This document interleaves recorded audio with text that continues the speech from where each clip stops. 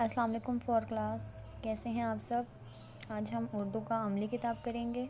اس کے لیے آپ لوگ کھولیں اپنا اردو عملی کتاب اور صفحہ نمبر 10، ٹھیک ہے۔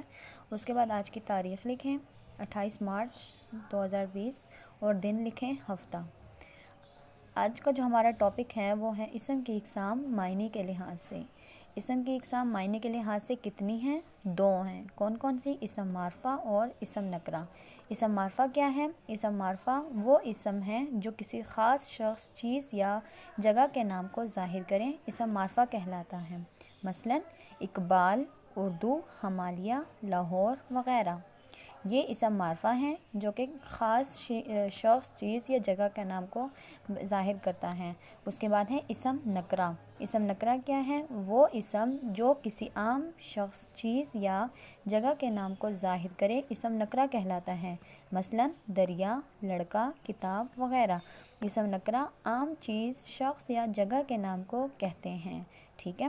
اس کے بعد نیچے انہوں نے کویشچن دیا ہوا ہے، دی گئی جگہ پر کوئی اسم نکرہ بنائیں۔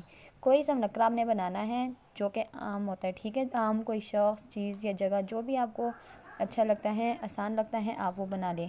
میں نے ایک گیند بنائی ہوئی ہے اور ایک میں نے درخت بنایا ہے، ٹھیک ہے۔ اس میں سے اب آپ کی مرضی ہے، آپ نے جون سا بھی بنانا ہے آپ بنا سکتے ہیں۔ Thank you so much.